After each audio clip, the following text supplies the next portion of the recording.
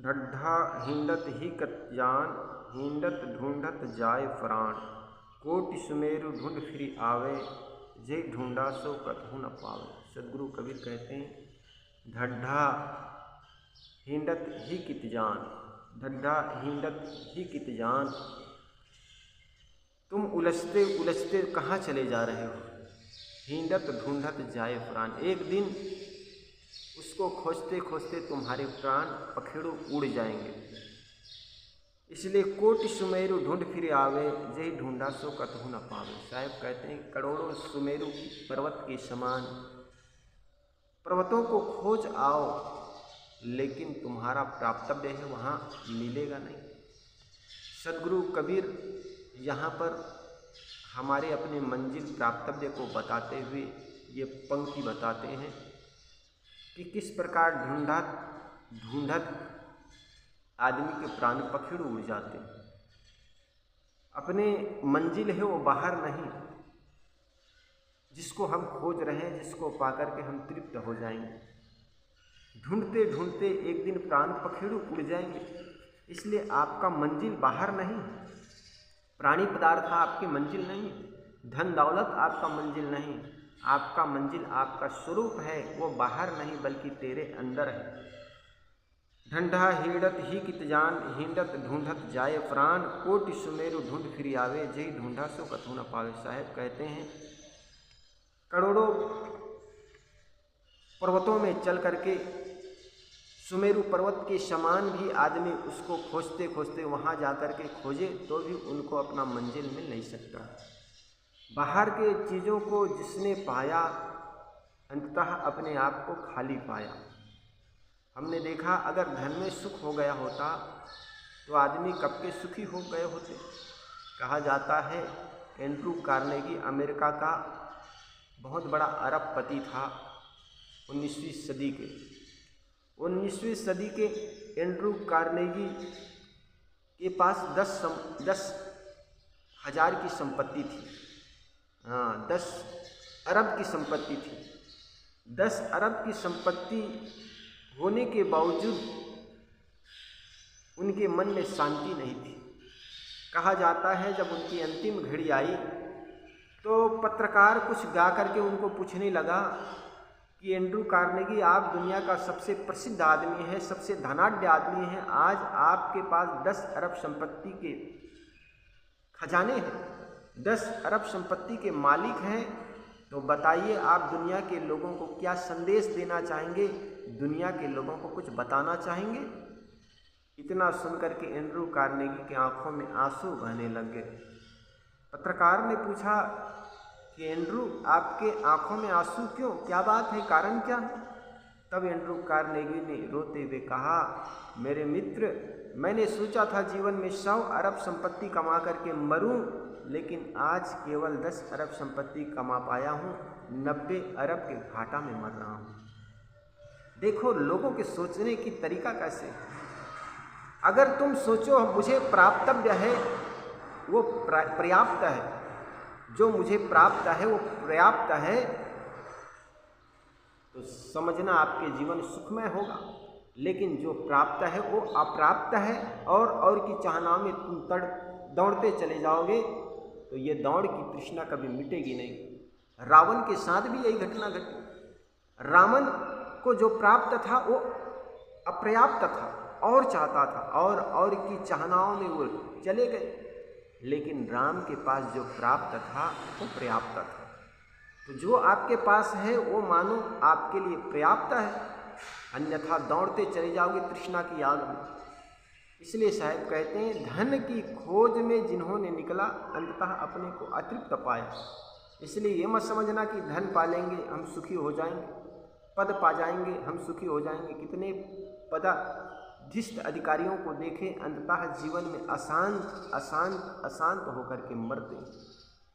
इसलिए यह मत सोचना धन पद और प्रतिष्ठा पा करके लोगों के होठों पर जुबानों पर आपके नाम थिरक जाएंगे, आप बड़े चैन से मर लेंगे या शांति हो जाएंगे। ऐसी बात नहीं। बाहर की चीज़ें हैं, मिलेगी एक दिन छूट जाएगी, जो मिलता है छूट जाता है। प्रिय का वियोग हो जाता है, अप्रिय का संयोग हो जाता है। ये बाहर की चीज़ें आपको दुख देता है, सुख देता है, लेकिन सदगुरु कबीर कहते हैं सुख दुख से एक परे परम पद सो पद है सुखदाई। सुख दुख से एक परे परम पद है, उस पद को प्राप्त करना है, उस निस्वरूप को प्राप्त करना है। तो साहब कहते हैं ढंढा हिंडत ही कित जान, हिंडत ढूंढत जाए प्राण। एक दिन ढूंढते ढूंढते बाहर से खोजते खोजते, बाहर में खोजते खोजते आपके प्राण पखेड़ू उड़ जाएंगे। कोटि सुमेरु ढूंढ फिर आए, सुमेरु के समान पर्वत अनेक चीज़ों को खो जाओगे, लेकिन आपको उसमें तृप्त स्थिरता नहीं मिलेगी। हिंडत ढूंढत जे ढूंढा सो कथू न पावे, जहाँ पर तुम ढूंढते हो वहाँ किसी प्रकार के आपको मिलने वाला नहीं है। ये समझ जिस व्यक्ति के अंदर हो जाता है, निश्चित जानिए वो आदमी अपने आप की ओर लौट जाता है। क्रमशः बहुत सी पंक्तियों में सदगुरु कबीर बाहर के मंजिल खोजने वाले व्यक्तियों के लिए ये सुंदर शब्द कहते हैं कि कहाँ खोजे जा रहे हो, कहाँ दौड़े जा रहे हो। और दौड़त दौड़त एक दिन जो थक जाओगे, जब मन विषयों से मुड़कर अपने में आ जाएगा, बाहर के खोज को समाप्त करके तुम अपनी ओर लौट आओगे। बहुत से संतों ने कहा कि निज स्वरूप को पाकर ही व्यक्ति परम शांति को पा सकता है। तो साहब कहते हैं ढंढा हिंडत ही कित जान, ढूंढत हिंडत ढूंढत जाए प्राण। कोटि सुमेरु ढूंढ फिर आवे, जय ढूंढा सो कतहु न पावे। तो बाहर के जो खोज है उनसे हट करके अपने आप को लौटे, और जो व्यक्ति अपनी ओर लौटता है तो निश्चित मानिए वह अपने स्वरूप को पा जाता है। 15 नंबर गए थी ज्ञान चौतीसा के 15वें शाखी में कहते हैं नन्ना दुई बसाए गाँव, रेड़ा ढूंढे तेरी नाव, मुए एक जाए तजिधना, मरे इत्यादि केति को गना। साहब कहते हैं नन्ना दुई बसाए गाँव, पिंड और ब्रह्मांड, लोक और परलोक, ये मनुष्य ने कल्पना करके 2 लोक बसाए। 2 लोक में कौन कौन रहते हैं?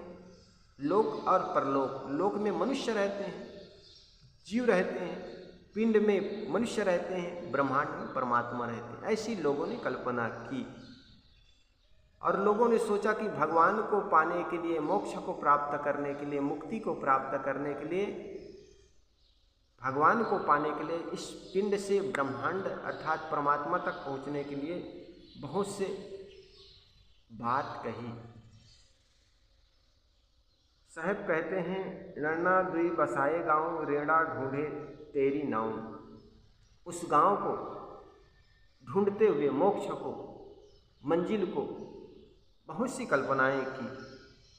मुए एक जाय तजिधना, मरे इत्यादि केति को गणा।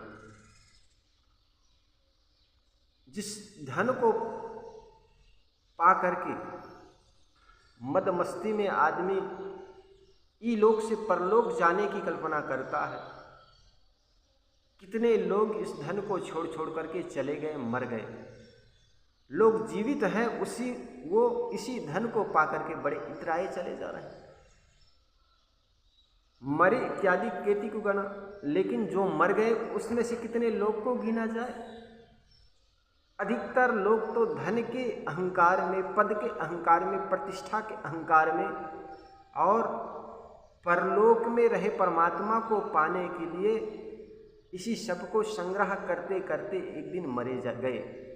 लेकिन उन मरने वाले लोगों में किनकी गिनती की जाए? यहाँ पर भी सदगुरु कबीर बहुत सुंदर बात बताते हैं। रेणा अन्ना नन्ना दुई बसाए गाँव, रेणा ढूंढे तेरी नाव।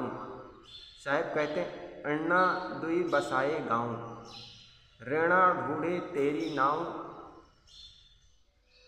2 प्रकार के ये गांव बसाए, लोक और परलोक। लोक में तो कहा गया यहाँ जीव रहते हैं, और जीव परलोक में रहने वाले परमात्मा को पाने के लिए प्रयास करता है। और नन्ना दुई बसाए गाँव, रेणा ढूंढे तेरी नाव, मुए एक जाए तजिधना। लोग यहाँ से जो भी मर करके गए वो सारी संपत्ति छोड़ करके मरे। जिस संपत्ति को आदमी बड़ा मोह करके इकट्ठा करता है, वो धन भी आदमी के साथ नहीं जाता है। मेरा मकान, मेरा दुकान, आदमी कहता चला जाता है मेरा मेरा, कहते कहते मोड़ जन्म भर रोता है। एक दिन मिट्टी के नीचे है पड़ा पड़ा है रोता है। धरने वाला रह जाता है, धरने वाली चल देता है, रह जाती है थाथी। इस धरा पर धरा का सब कुछ धरा रह जाएगा। इस धरा पर धरा का सब कुछ धरा रह जाएगा। इस धरती पर जो भी चीज़ है ना तुमने धरा है, वो सब धरा रह जाएगा। इसलिए इस चीज़ों का बहुत मोह मत करो। दादा बाबा पर पाजों का पता नहीं चलता है, जो उठ कर के चल देता है पुनः नहीं मिलता है। कैसी विषम काल की ज्वाला सबको भस्म बनाती, धरने वाला चल देता है रह जाती है थाथी। इसलिए सद्गुरु कबीर कहते हैं कि बाहर जो भी आपने प्राप्त किया है, संग्रह किया है, एक दिन वो सबको छोड़ कर के जाना होगा। मुए एक जाय तज धना, मर करके बहुत से लोग धन को त्याग करके छोड़ करके चले गए। मरे इत्यादि केतिक गना, इन मरने वालों में से किसको किसको गिना जाए। संसार में जो भी आया धन पद प्रतिष्ठा इकट्ठा किया और यहीं की चीज़ यहीं छोड़ चले गए। इस प्रकार ये सद्गुरु कबीर कहते हैं।